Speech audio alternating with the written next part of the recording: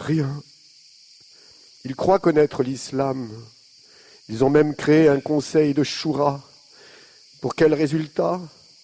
On a le droit de se marier avec des gamines de 9 ans parce que notre prophète l'aurait fait. Belle logique, belle compréhension des textes et quelle connaissance fine de l'histoire. Un glorieux tableau de notre religion à offrir en pâture à tous ceux qui ne voient en elle que barbarie, arriération et ignorance. Nour, ma petite Nour, quand tu étais plus jeune, tu ne pouvais pas comprendre qu'on leur puisse être un monstre. Maintenant que tu vis au milieu des monstres et que tu en as même épousé un, que t'inspire ceci? Qu'éprouves-tu quand ton époux rentre harassé le soir, après une dure journée de labeur où il a fait exécuter ou a tué de ses propres mains femmes et enfants, en invoquant bien entendu une fatwa de son conseil de choura? Ce sont des doigts velus et crochus qui parcourent ta peau, une haleine fétide qui précède ces baisers. Quand il s'avance vers toi, avide de ton corps, ne vois-tu pas dans ses yeux les femmes dont il a tué le regard maternel à jamais? Et dans le sang qui bat dans son sexe, n'entends-tu pas les pleurs des enfants dont il a éteint les rires et les chants innocents? Sors de ce cauchemar, Nour. Sors-toi de ce piège. Quitte ce mensonge et vomis à jamais le monstre qui te souille chaque soir. Cela avant que le monstre qui sommeille en toi n'ait définitivement pris le dessus sur ton esprit et sur ton cœur et n'ait volé ton âme. Ces êtres sont différents de toi. Ils substituent à tout la barbarie, celle de leurs frustrations accumulées. Ils sont habités par la peur de la réalité, de la vérité, et par la sacralisation bigote d'un divin qu'ils ne respectent même pas. Allahu Akbar. Allah est plus grand, est un formidable cri d'amour et d'humilité. Mais de cet appel à l'humilité, ils en ont fait un hurlement de haine, de suffisance, d'orgueil imbécile et ignoble. Quelle caricature! Dans leur bouche, Allahu Akbar n'est plus qu'un cri de guerre répugnant, la haine et la colère des lâches. Manour, je ne veux plus parler davantage de ces arguments et des tiens. Je t'invite à quitter notre raison pour nous retrouver, comme dans le passé. Te souviens-tu comment tonton Daoud nous faisait rire avec ses histoires de djihad? Autour du feu, nous passions des heures à le regarder, interpréter 1000 de ses contes jubilatoires. Nous tremblions avec lui, hurlions de rire avec lui, pleurions aussi parfois. Ensuite, le feu éteint, au milieu de ce nulle part où il habitait avec tante Jamila, nous contemplions les étoiles. Tu te blottissais contre moi et nous parlions des heures durant du langage des astres, des sagesses de Djéha. Et nous réécrivions l'histoire du monde, toujours composée de légendes et de réalités, de mauvaise foi et de vérité, de bêtises et d'intelligence, d'égoïsme et de générosité, de lâcheté et de grandeur. Et nous étions heureux. Je t'embrasse très fort, Manour. Je t'en supplie de toutes mes dernières forces. Reviens-moi, papa.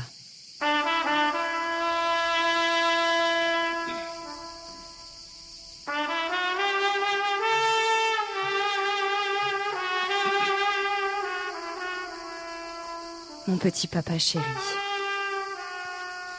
tu t'inquiétais dans ta dernière lettre du monstre qui sommeillait en moi. Eh bien, le monstre est sorti de mon corps. Il a crié et je l'ai pris dans mes bras. C'est une fille, papa. Elle s'appelle Jihad. Eh oui, elle a de grands yeux noirs. Quand elle me regarde, on dirait qu'elle lit en moi. Elle est née le 15 octobre. Elle te plairait tellement. J'ai hâte que tu la connaisses. Mon mari est l'homme le plus heureux du monde. Je m'émerveille de chaque instant passé avec elle et chacun de ses pleurs me déchire l'âme. Je ne peux plus imaginer mon existence sans elle. Je suis elle, et elle est moi. J'ai souvent relu ta dernière lettre, relu les précédentes aussi. Nous sommes dans une belle impasse. Toi qui récites ton chapelet d'horreur, et moi qui m'évertue à t'ouvrir les yeux sur une réalité que tu te refuses de voir. À quoi bon? Tu as raison. Ton évocation de tonton Daoud et de tata Jamila m'a encore fait rire. Les reverrai-je un jour? Connaîtront-ils ma petite Djihad?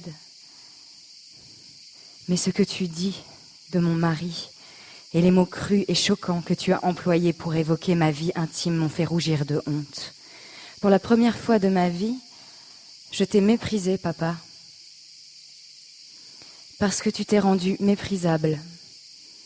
Tes propos orduriers traduisent tout ton mal. Tu n'es plus que l'ombre de toi-même. Le brillant universitaire nourri de raison et de spiritualité ne trouve plus les mots pour convaincre sa fille. Il ne lui reste que la harangue pathétique, celle du pantin dont les fils cassent un à un, dont les gestes deviennent désordonnés et dont la pensée se répand comme une flaque au gré des aspérités. Je te dois pourtant la vérité, papa. Quelque chose a changé depuis la naissance de ma fille. Je ne saurais pas encore définir ce sentiment, mais j'ai donné la vie. Je suis attachée à la vie de ce petit être et j'ai l'impression, je ne sais pas, qu'elle incarne à elle seule toute la puissance et la fragilité de la vie. Je t'embrasse, mon papa chéri. Je vis désormais pour Djihad. Elle est mon bonheur et ma raison d'exister. Ta petite Nour que sa petite Djihad a rendue à l'humanité.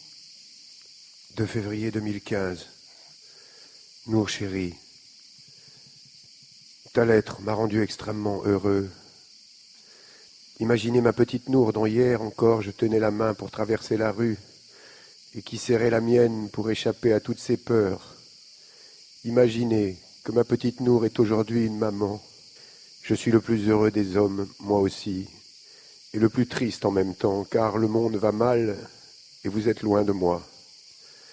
Je suis fatigué, ma petite Nour, qui a désormais une petite. Je ris et je souffre de penser à toi. Tu me parles du mépris que tu as ressenti à mon égard. Je te parlerai seulement de l'amour que je te porte, à toi, et désormais à la petite Djihad. Je ne te dirai pas combien ce prénom concentre de vertus essentielles, car malheureusement, je sais que si vous l'avez prénommé ainsi, c'est pour servir la caricature du mot djihad qu'incarnent les actes monstrueux perpétrés par les djihadistes, ces musulmans d'opérette et de barbarie. Toi qui vas sur Internet, tu ne vois donc pas les vidéos de propagande de Daesh, ces exécutions de centaines de prisonniers par des enfants? Comment peux-tu dire que j'invente, alors que vos propres vidéos vantent vos ignobles exploits sur la toile? Je t'écris avec difficulté et douloureusement depuis l'hôpital. Il y a 10 jours, Allah a eu pitié de son piètre serviteur. Tu as dû te réjouir, comme toutes les brutes ignares que tu as désormais pour frères et sœurs, de l'attentat perpétré en France contre le journal Charlie Hebdo et contre un commerce cachère. Il y a 10 jours, au sein même de l'université, j'ai été violemment agressé par un groupe d'étudiants. Il y avait déjà eu des propos agressifs, mais on pouvait considérer que l'on était encore dans un débat intellectuel. Pas cette fois-ci. Ils se sont jetés sur moi en hurlant « Allahu Akbar » et « Mort aux mécréants, mort à l'hypocrite ». J'ai entendu pêle-mêle crier « Charlie Hebdo, blasphème, traître, vendu à l'Occident ». Alors que j'étais à terre, j'ai reçu des coups de pied au visage. Ils m'ont piétiné avec hargne et j'ai perdu connaissance. Je baignais, paraît-il, dans une mare de sang.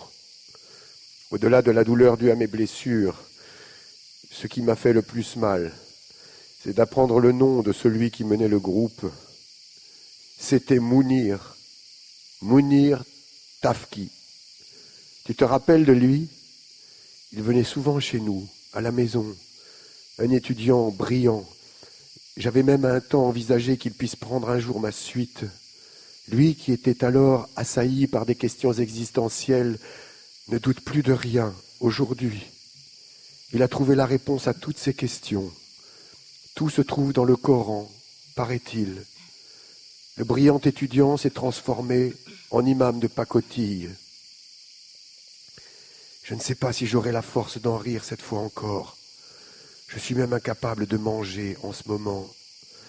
Ma mâchoire reste trop douloureuse. Mais je rirai à nouveau un jour. Le rire est la plus belle des subversions, la meilleure réponse à la barbarie. C'est le remède contre la peur. Le rire est la survie des damnés. L'absence d'humour. Voilà le grand handicap des djihadistes. Il leur manque la culture, l'humour et la tendresse. Quant à imaginer qu'ils puissent avoir de l'humour sur eux-mêmes,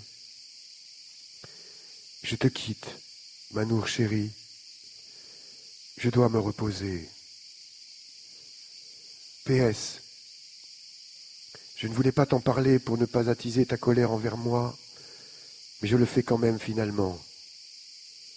Le 16 décembre dernier, à Falloujah, dans ta propre ville, pendant que tu t'attendrissais en regardant ta petite djihad, Daesh a exécuté au moins 150 femmes.